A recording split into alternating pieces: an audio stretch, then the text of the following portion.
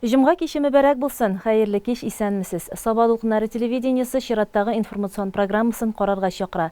Яңалык хәбәрләр белән сезне иҗат төркеме белән берлектә бүген мин Гөлназ Гатауллина таныштырырмын. Бүгенге чыгарылышта Бердәм гаилә җәмгыять нигезе илебез тотруклыгы 8 июльдә гаилә, мәхәббәт һәм тугрылык көне билгеләп үтелде. Районыбызда марионеткалар театры эшли. Югалып баручы авылларда авыл көннәре гөрләй. Узган шимбәдә түлешкәлеләр очрашты.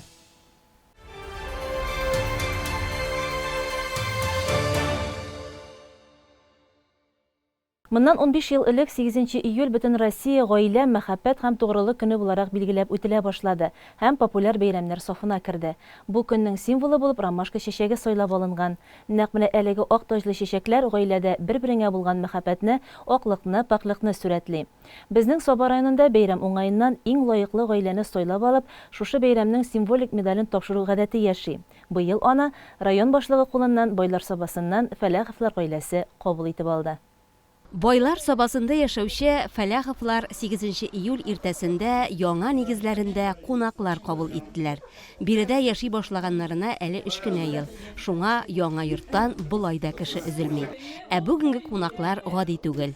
Район башлыгы Рәис Миннеханов улуг бәйрәм сәбәбе белән аларның бусагасыннан атлады.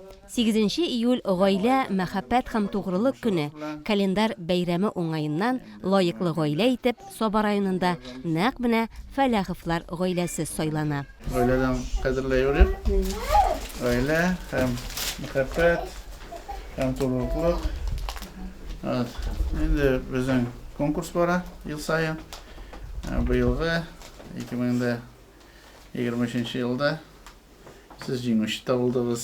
Һәм инде дөрестән дә үзегезнең матур тормышыгыз белән инде бүген көндә рәхмәт менә малайыгыз да бүген безне тынычлыкны саклый. Без рәхмәт. Сезгә сабырлык. Исән сау мин әйләнеп кайта күрсен. Фәләховлар матур теләкләр белән бергә район башлыгыннан күчтәнәч бүләкләр дә кабул итеп алды. Нәни Ильяс үзенә аталган тракторга аеруча сөенде. Аның әтисе бүгенге көндә хәрби операциядә. Ул әнисе белән бергә хәзергә Илфат бабасы белән Айсылу әбисендә яши. Сезгә оештыру комитеты исеменнән медаль һәм шулай әлбәттә грамота тапшырыла. Татарстан Республикасында 2008 елдан бирле гаилә, мәхәббәт һәм тугрылык көне билгеләп үтелә һәм шул хөрмәттән Россия Федерациясе буенча медальләр тапшырыла. Һәм менә шул медаль һәм грамота сезгә исән-сау тигезлектә озын-озак яшәргә һәм әлбәттә балаларыгызның, оныкларыгызның шатлыкларына күреп яшәргә дигән теләктә калабыз. Бәйрәмнең символы булып ромашка чәчәге сайлап алынган.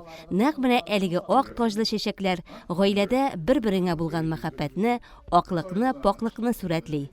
Айсылу ханым да ап-ак ромашкалар гөлләмәсен район хуҗасы кулыннан дулкынланып кабул итеп алды. Ә медаль гаилә башлыгы Илфат Фәләхов кулына тапшырылды. Бу медаль никахта кимендә 25 ел яшәгән, җәмгыятьтә хөрмәт казанган, балаларына лаеклы тәрбия бирә алган парларга тапшырыла. Медальнең бер ягында бәйрәм символы ак чәчәк ромашка, икенчесендә изге кенәз Петр һәм аның тугры хатыны Феврония сурәтләнгән. Безне шулай улаганда өчен аларга бик зур рәхмәт инде. Медальләргә лаек булгач инде безне хөрмәт итеп шундый медальләр тапшыргач бик зур рәхмәт инде аларга. Фәләховларның гаилә тарихына 33 ел, 1990 елда кавышалар алар. Икесе дә Килдебәк авылыннан. 4 ел очрашып, мәхәббәтләрен сынап, бергә булырга карар итәләр. Без 4 ел йөрдек. 4 ел йөргәннән соң кавыштык.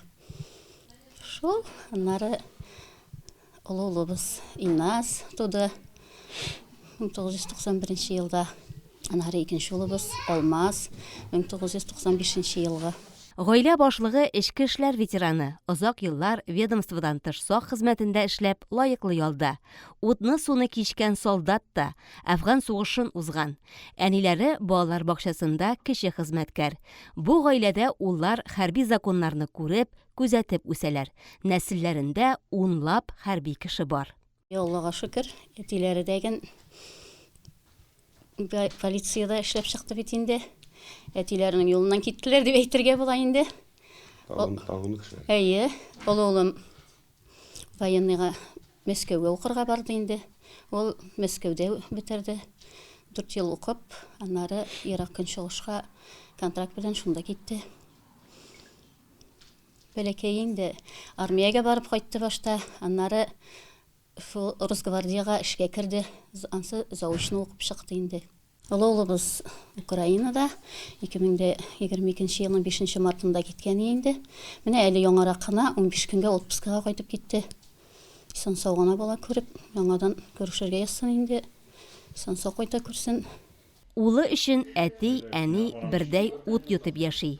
Янда оныклары Ильяс йөгереп йөрүе бераз онытылырга булыша. Балалар әти үрнәгендә үсә ди Илфат абый. Илназ гына улының үскәнен күрә алмый. Баланы үстергәндә теге үземне дә теге тәртипкә тырыштым инде. Шул, ебет тәрбиягә аналары бәк ни акыллы хатын булып чыкты. Ягымны ачык. Балаларга шундый ни тәрбиягә тырыштык инде. Тырышып үстергән агач җимеш белән сөендерә. Ә бу гаиләдә улларының тырышлыгы хезмәте белән бәяләнә. Хәрби хезмәтләре өчен медальләрен киленнәре Илина кадерләп саклый. Бу тимер тәңкәләр артында нинди көч ятканын үзе дә корал тотып сугыш күргән әти генә аңлый. Бүгенге көндә Илназның 2 медале бар. Забаев яши дигән инде, и Затвагу дигән yazганнар яңа хәзер Затвагу медаль, әни орден мужества yazганнар, пока килеп җитмәде. Алла бирсә, анса килеп җитәр. Батырлыклары бар инде, молодец. Барганда командир бит инде, үзенең теге солдатларын бердәгән патайдәскеме, теге патайдәскеме рәсәйтеме. Тырыш, нимала инде. Гаиләнең тылы әти, учагы әни кеше. Кайнар учакта гына аш тәмле булып пешә. Гаилә учагын исә бары мәхәббәт тергезә. Ашлы, сулы булып яшим дигәннәргә Фәләховларның үз теләкләре. Бер-береңне ихтирам итеп, бер-береңне яратып, хөрмәт итеп яшәргә кирәк инде. Бер-береңне аңлап яшәү инде. 33 ел бергәбез. Аллага шөкер. Хатынга тугрылыклы дип әйтәм инде үземне. Хатын да шулай тугрылыклы дип уйлыйм инде. Шулай булсын. Алла бирсә 50 яшь юбилейдан узырга язсын. Бу гаилә бүген бер генә теләк белән яши. Илләр тынычлансын. Шушы рәхәт тормышларын барсы бергә булып дәвам итәсе иде. Йорт тирәсендә бергә күтәреп бетерәсе бар әле аларның. Уллары белән кара каршы басып, капка коймалар тотасы иде дип хыяллана Илфат абый. Баганаларын да алып кайтып куйган. Теләкләр шынга ашсын. Барың бергә теләгәндә, теләкләр шынга аша ди. 7 кат үлчәп, 1 кат кис. Тегүчеләрнең хезмәт девизы. Дизайнер линиясы буенча тегүчелектә үз эшен башлап җибәргәндә, Гүзәл Хилалетдиновага 7 генә түгел, 1000 кат уйларга туры килә. Бүген ул Байлар сабасында урнашкан ательесыннан Мунраш исеме астында спорт киемнәре тегеп күпләрне сөендерә. Аларга тән җылысы бүләк итә. Яшь эшмәкәр эшчәнлеге турындагы язмабызны кабатлап бирәбез. Мунраш исеме астында тегелгән хатын-кызлар, ир-атлар, балалар өчен спорт киемнәре соңгы вакытта Собалылар телендә еш яңгырый.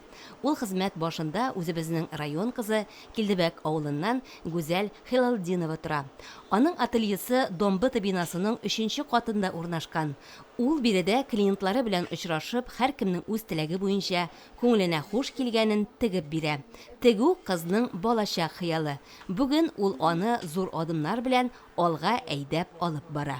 Безнең нәселдә тегүчеләр юк, өйдә дә машинка булмады. Әнинең инде яшь вакыттан ук хыялы булган. Ул инде хәзер менә шул кызма күчкән дип сөенеп йөри инде шул хыял. Машинкаларны уку йортын бетерүгә ук Собага кайттым. Собага кайтып, эшсезлекләр чиратына язылып, шуннан акча алып, шул акчага машинкалар сатып алып, өйдә эшли башладым инде. Өйдә башта балалар өчен бортиклар, мендәрләр, юрганнар тектем.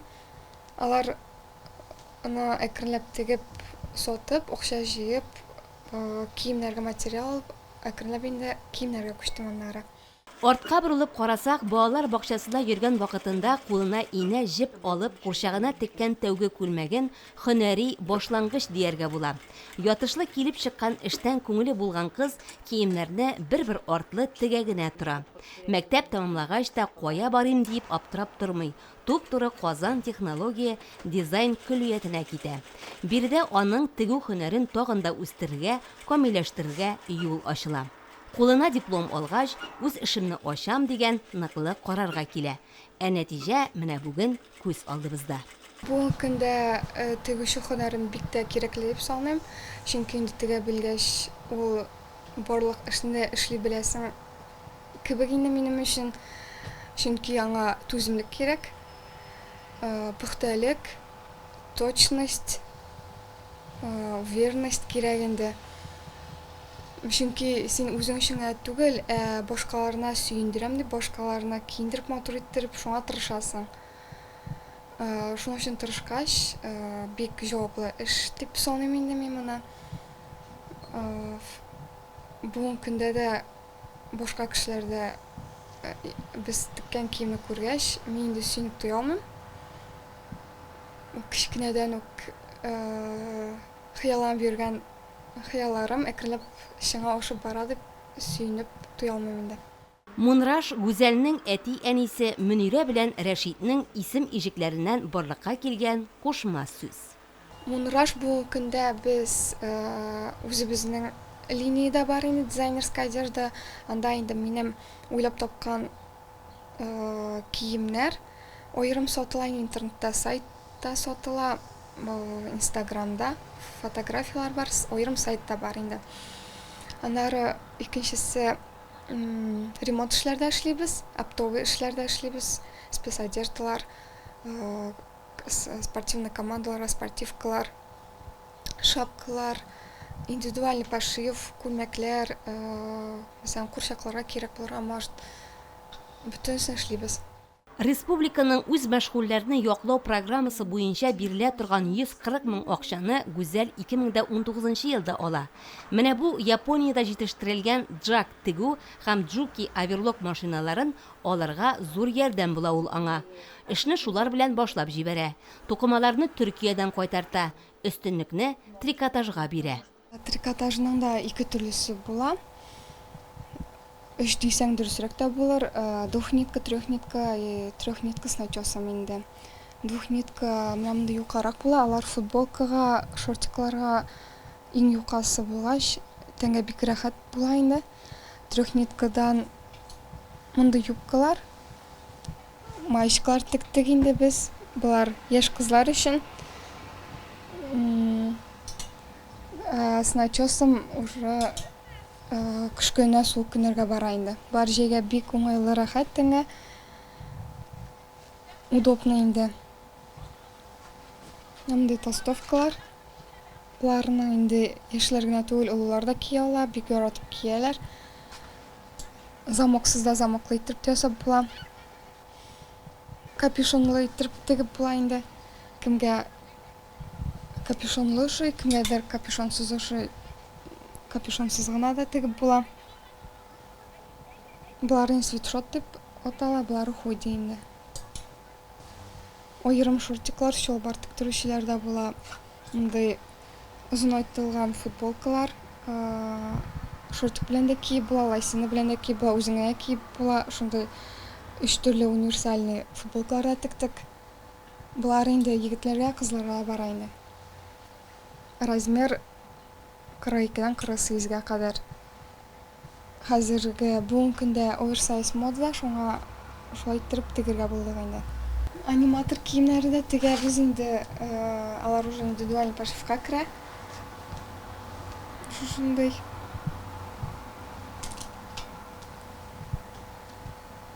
Булара начесым уже кышка бара инде. Татарча орнаментлар белән кертеп тә тиктек. Аларны бик алучылар күп булды инде. Калган остатыкларны без әйрәм итмибез. Шушындай кухня өчен инде прихваткалар, бияләйләр тегәбез. Бияләйләрне кухняна түгел, кышкыны кар күргәндә бик җайлы. Бик яратып алалар инде. Гүзәл заказлары артып китеп, үзе генә җитешми башлагач, тагын 2 кешене эшкә ала. Бигрәк тә күләмле, оешмалардан күмәртләтә, спорт киемнәре, футболкаларга сорау зур ди. Соңгы вакытта артистлар командасына тегә башлаган. Күбесенчә артистлар белән эшлибез. Фирдус Тимаевның командасына тиктек спортивный одеждалар, инде футболкалар, спортивкалар. Алар белән эшлибез. Диля Нигматуллина, Марат Яруллин, Радиф Ахмадиевлар. Алар хайраңына заказ бирде. Мөнир Ахмаев. Шулар белән эшлибез. Ине, җеп, метр тегүченең хезмәт кораллары булар гына түгел хәзер. Заман белән бергә алар да ишәя, камилләшә, эшләүчегә уңайлаштырып кына тора. Машиналар да акыллы башлана, һәр тукыманың үз җебе, инәсе бар ди тегүче. Үзенчәлекле була һәрбер материал инде. Трикотаж, мәсәлән, джинсовый тукымалар була. Аларның һәрберсенә каралган аерым ине, аерым җепләр, чөнки туры китереп текмәсәң, алар җепләр шартлый башлый, өзеләләр, строчка матур булмай, дөрес тегелми инде. Анары кырыйдан строчкалар китә башлый, кием торкала, сүтелә башлый инде. Мәсәлән, бу минем алда трикотажный тукымага керә, исеме Рибана. Аңа инде аерым ине каралган, 75ле. Сонлы ине белән тегергә кирәк, 75-80 инде. Җепләрне дә кырын обрабатывать иткәндә инде, оверлокта аңа икенче төрле җеп каралган, строчкаларын теккәндә инде аңа икенче төрле җеп каралган инде. Кибетләрдә сатылучы әзер киемнәр һәр вакытта да гәүдәгә ятышлы булмый. Размер буенча кимчелекләр булганда, Гүзәл беренче ярдәм. Менә хәзер минем кулда рубашка. Бүтән кешенең дә размерлары туры килмеш инде, я күкрәге зур булырга может, или биләре стандартка туры килмәгән гәүдәләрдә була. Алар инде киемнәр алалар да күкрәкләре туры килә размеры, ләкин эшләре зур булырга мөмкин. Без инде аларны кырыйдан сүтеп, алар белән сөйләшеп, туры китереп, материал алып кайтып, размерга туры китереп, тегеп бирәбез, ясап матур иттереп. Ел вакыйгасы чит илләрдән санкциялар кертелү белән күп кенә эшмәкәрләрнең эш шартларына аяк чалынды. Гүзәл исә үз мисалында аның уңай якларын гына күрә. Мунраж киемнәре импорт алыштыруда бер дә ким түгел. Чит илләр ябылганнан соң, киемнәр керми башлагач, безнең бүгенге көндә спрос артты, заказларыбыз күбәйде, оптовый эшләр күбесенчә инде. Безгә бик плюс булды инде. Үз исемеңне булдыру өчен авырлыкларга бирешмичә, эшләргә дә эшләргә кирәк. Күп вакытта яшьләр каршылыклардан куркып туктап кала. Гүзәл исә андыйлардан түгел. Аның максатлары әле зурдан. Алла бирсә инде, алда көннәрдә тегүчеләр күбрәк алып, оптовый эшләр эшләп, үзенең линиясында, дизайнерская одеждада яңа киемнәр кертеп, күбрәк тегеп эшләргә планлаштырабыз инде. Планлы эш таркалмый дип борынгылар белеп әйткән. Алга максатлар куйганда аңа омтылу һәр чак булачак. Һәм Гүзәл Хилалетдинова исемен клиентлар арасында популярлаштыру өчен тегүче кыз бүген менә шулай баш күтәрми тегә дә тегә. Аның инәсе адым саен кешеләргә матурлык, җылылык сызып алга йөгерә. Иҗат, сәнгать, талант, янәшә йөрүче һәм бер-берсен тулыландыручы төшенчәләр. Шушы дөньяда кайнап яшәүчеләр безнең янда, арабызда булуы сөендерә. Районыбызның Шәбия Чүрчи авыл клубында хезмәт куючы гаилә турында оста да, остаз да диеп була. Аларның Чиләбе шәһәреннән бу якларга кайтып төпләнүе безнең бәхеткә булган кебек. Хәзерге вакытта алар марионеткалар театры оештырып, авыллар буйлап балалар күңеле күреп йөриләр. 30 кешелек авылда бу башлангыч яңалык кына түгел, сенсация дисәң дә була. Арт Грата театры белән хәбәрчебез Райла Галәвина танышып кайтты. Җәйнең иң кызу көнендә уттай урак өстендә авыл башында гына торучы клубның ишекләре киң ачык. Көндезләрен дә, кичләрен дә авылдашларның күңелен күрү дигәндә Зөлфия ханым белән тормыш иптәше Вячеслав әфәнде хезмәттә. Бу аларның эш урыны, ә эшләре курчак уйнау белән бәйле.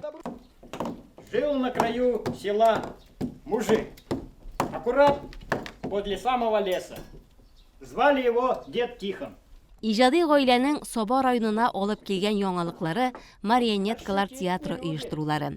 Якташыбыз тумышы белән Нырты авылыннан булган Зөлфия ханым яшьлеген Чиләбедә уздыра. Биредә ул сәнгать институтын тәмамлый, хореограф була, 45 ел үзен бу һөнәргә багышлап, меңәрләгән кешене бию серләренә төшендерә. Лаеклы ялга чыккач, туган як, туган нигез үзенә тарта. Ул тормыш иптәше белән бер фикергә килеп, әти-әнисеннән калган өйләренә кайтып, яшәргә карар кыла. Минем туган ягым Олы Нырты. Мин бик яратам үземнең туган якларымны. Мин гомер буенча Чиләбедән Казанга күчеп китәсем килде. И наконец-то мине Слава алып кайтты. Шушы туган җирмә. Безгә бик ошый монда. Славага да бик ошый. Туган як, тәмле як. Иҗат дигәндә тынгысыз Зөлфия ханымны Нырты мәктәбенә хореограф эшенә чакыралар. Укучылар белән бик тырышып бию дәресләре алып барганда Шәбия Шуршигә клубка мөдир итеп билгелиләр. Яңа эшкә яңалык кирәк диеп янына тормыш иптәше Вячеславны да чакыра. Моңа кадәр 3D анимация мультфильмнар эшләү белән мавыккан иргә курчаклар ясау, марионеткалар театры оештыру идеясы килә. Я пытался создавать мультфильмы. Много лет я на это потратил. Очень много. Это очень тяжкий труд. А здесь это помогло справиться с куклами. Вот. И как-то легко пошло. Героебыз бу эшкә үз белдеге белән менә шулай җиңел генә кирип китә. Тарихка күз салсак, гади курчакны хәрәкәткә китерү аша мәгълүм бер темага тамаша күрсәтергә тырышу бик борынгыдан килгән сәнгать. Революцияга кадәр бу курчак уйнату эше бигрәк тә балаганнарда, базарларда таралган эш була. Ул вакытта бу курчакны Петрушка дип атыйлар һәм аның уены таяк белән кыйнашу. Сүзләре дә курчак уйнатучының авызына сыбызгы кабып, тупас, дорфа сөйләүләреннән тора. Революциядан соң бу төр сәнгать үсә һәм халык арасында, бигрәк тә балалар арасында популяр театр булып китә. Курчак театры өчен махсус пьесалар языла башлый. Аның сәхнәсендә инде петрушкалар гына булмыйча, халык әкиятләрендәге геройлар гәүдәләнә. Рус һәм Европа классикларының әсәрләрендәге образлар сәхнәгә баса. Вячеслав та авторларның иҗатларын өйрәнеп, балаларга якын булган бу курчаклар дөньясында бар хыялларын, мөмкинлекләрен эшкә җигеп иҗат итә. Меня привлекает реакция детей. Вот прямо за душу трогает. И меня вдохновляет, дает силы. И рождаются идеи создать что-нибудь такое, чтобы детям было в радости. Вот это меня заставляет двигаться. Прям не знаю, откуда силы берутся. Они появляются, прямо вот творю и творю. Мне ходить сегодня лень. Сяду лучше я на пень. За расщепу дергать буду. Я хочу отведать меду. Курчак уйнатуның бу төр системасын марионеткалар дип йөртәләр. Мондый курчаклар күбесенчә биюгә осталар. Сөйләү, җырлау шикелле эшләрне дә эшлиләр. Марионеткаларның курчак булу ягыннан уңай яклары шунда, алар сәхнәдә бөтен гәүдәләре белән күренәләр һәм аяклары белән идәнгә басып йөриләр. Здравствуй, Федя, ты да я, мы теперь одна семья. Я жена твоя, Маруся, я супружница твоя. Что молчишь, мил друг Федор, как на воды набрамши в рот? Аль не тот на мне кокошник, аль наряд на мне не тот? Что ты? На тебе моя душа век глядел бы не дыша. Только стать твоим супругом мне не светит ни шиша. Был я ныне чуть заря на приеме у царя. Ну и дал мне царь задание, в смысле, значит, глухаря. Хошь на дичи не сезон, спорить с властью не резон. Ладно, думаю, добуду. Чай глухарь, а не бизон. Вот проходил я цельный день, а удачи хоть бы тень.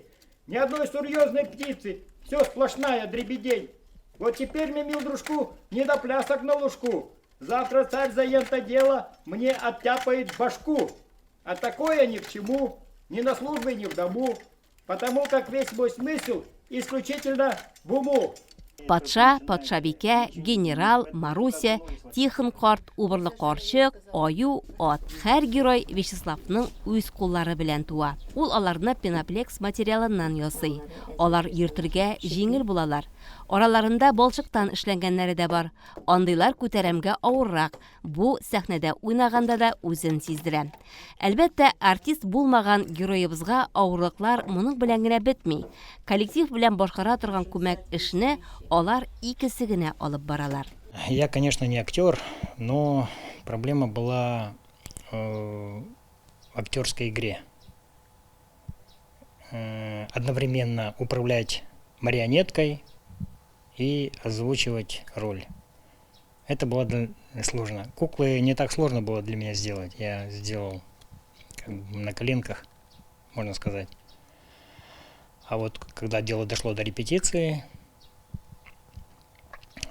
прорепетировали. Первое было сыроватое выступление, но потом на втором-третьем уже сосредоточились. Уже, я думаю, мы неплохо выступали. Мы проехали по клубам сельским и домам культуры сельским. Артградты театр репертуарында бүгенгә 2 әсәр бар. Берсе Леонид Филатовның Укши Федот һәм рус халык әкияте Вершки и Корешки исемлеләр. Өченчесенең дә өстендә эш бара. Ул Тукаебызның Кәҗә белән Сарык әкияте булыр дип торалар. Моңа кадәр театр эшенә алар үз акчаларын гына тоткан булсалар, яңа әсәрләр өстендә эшләгәндә җитәкчеләр ярдәменә дә өмет итәләр. Я очень благодарен Загидуллину Рустаму Федоилевичу за то, что он дал возможность развиваться в этом направлении. Большое ему спасибо. И, конечно, они поддерживают. Мы, конечно, не просили еще, хотя надо. Но они понимают это и, естественно, они сделают поддержку нам. Вот. Я думаю, что следующую сказку, когда мы будем покупать материалы, они нам возместят стоимость материалов. Театр әзер чыгышлары белән гастрольләргә дә йөри. Мондый зур эш 35 кешеле авыл белән генә чикләнеп кала алмый әлбәттә. Балалар аларны һәр авылда да көтеп алалар. Biz Şebiye Şürşi klubunda en birinci күрсәттек, аннары соң Измә клубында күрсәттек. Шемердәнгә бардык, Иштуганга, Лесхозга бардык, и күп авылларга барып күрсәттек бу спектакльне. Шакырган җиргә барабыз. Мы только начали, вот год пройдет, а мы окрепнем. Будет у нас в арсенале хотя бы 3 сказки, а то пока одна. Вот, и тогда мы уже будем думать и замахиваться на гранты. А пока мы еще, честно говоря, не профессионалы еще. Стараемся. Будем расти, развиваться. И при поддержке руководства РДК вообще, я думаю, так все стремительно идет, я не ожидал. Рад, очень рад. Иҗади гаилә җәйнең иң матур вакыйгасы ул Казанда узачак Крутушка Республика фестиваленә чакыру алган. Хәзер шунда бару турында уйланып, репертуарларын һәм курчакларын барлыйлар. Алар өчен бу зур мәктәп һәм тәҗрибә бүлешү чарасы булып тора. Узган шимбәдә Олы Шуңар авыл җирлегенә кергән Түлешкә авылында Түлешкә үзенең балаларын барлый дип исемләнгән бәйрәм үткәрелде. Авыл көненә дип атап туган якларын сагынып кайтучылар бихисап иде. Буш авыл урамнарына ул көнне җан керде, ям барлыкка килде. Авылдашлары очрашуының күңелле мизгелләрен Гөлшат Галиәкбәрова күзәтте. Берничә ел инде әлеге авылда кеше яшәмәсә дә, районыбызның Түлешкә авылы табигатының гүзәллеге, җиләкле таулары, салкын чишмәләре белән үзенә тартып тора. Үзенең кибете, клубы, мәктәбе һәм салкын чишмә дип исемләнгән аерым колхозы булган авылдан соңгы булып Хәйруллиннар күчеп китә. ләкин күңел авылда кала. Элек биредә тормыш кайнаганын ятим йортлар гына сиздереп тора. Шулай да әлеге авылда туып үскәннәр нигезләрен онытып бетермиләр. Берничә кеше җәйләрен монда умартачылык белән шөгыльләнә. Авыл көненә дә Түлешкәдә туып үскәннәр бердәм кайткан иде. Иң элек Шикша авылының Зиләйлүк, Шыңарның мирас ансамбльләре авыл буйлап бирнә җыелас үткәрде. Түлешкә авылында туганнар үзләренең йорт урыннарында мәдәният хезмәткәрләрен бирнәләр белән каршы алды. Аннары нәкъ элеккечә барысы бергә Сабантуй мәйданына юл тотты. Түлешкәдәге авыл көненә күрше-тирә авыллардан килүчеләр дә шактый иде. Мәйдан читендә сату рәтләре эшләде. Балалар өчен дә, өлкәннәр өчен дә уеннар оештырылды. Яраткан җырчыларыбыз Ризилә Шәрәфиева һәм Энҗе Шәймурзина да иң матур җырларын башкардылар. Бәйрәмне оештыруга Саба районы мәдәният бүлеге, Туган як җәмгыяте, Олы Шыңар авыл җирлеге, Шыңар һәм Шикше мәдәният хезмәткәрләре үзешчәннәре зур өлеш кертте. Бәйрәмнең күңелле үтүендә алып баручы мәдәният хезмәткәре Хәниф Тимербаевның да хезмәте бик зур булды. Авыл көне ул түгәрәк мәйданга җыелып, очрашу, күрешү өчен бик кирәк. Ихлас бәйрәмнең күңелләрдә калган җылысы да авылдашлар күңелендә озак саклана. Узган ел Татмедиа акционерлык җәмгыяте үзенең 15 еллыгы уңаеннан журналистлар Сабан туена старт биргән иде һәм барлык медиа әһелләрен беренче булып үзебездә Сабада кабул иттек. Беренче тапкыр журналистлар шул вакытта эшләрен читкә куеп торып ял итте. Быел исә аны традиция итеп дәвам итеп Татмедианың барлык филиаллары, басма матбугат, телерадиокомпания, социаль челтәр вәкилләре, блогерлар, Татарстан Республикасы журналистлар союзы вәкилләре Питрәч районында очрашты. Бүген коллегаларыбыз әз генә эштән ял итеп, аралашып, күңелле уен бәйгеләрдә катнашып, җырлап, биеп күңел ачтылар. Шулай ук бүген районыбызда терлекчеләр слеты узды. Көн дими, төн дими, бәйрәм ялларда да гел хезмәттә булган терлекчелек тармагында эшләүчеләр җәйнең бер көнендә генә булса да менә шулай бөтен эшләрен читкә куеп күңел ачалар. Җитәкчеләр тарафыннан хөрмәтләнәләр. Терлекчеләребезгә киләчәктә саулык, сәламәтлек, армый-талмый эшләү өчен бетмәс энергия, яхшы кәеф, югары хезмәт нәтиҗәләре, гаиләләрендә иминлек һәм һәр нәрсәдә зур уңышлар телибез. Атна информацион программасы бүгенгә тәмам. Алда реклама, күңелле кичләр һәммәгезгә. Бер-беребезне саклап, сәламәт булып, яхшы гамәлләр кылып, изге ниятләр белән яшик. Исән сау булыгыз.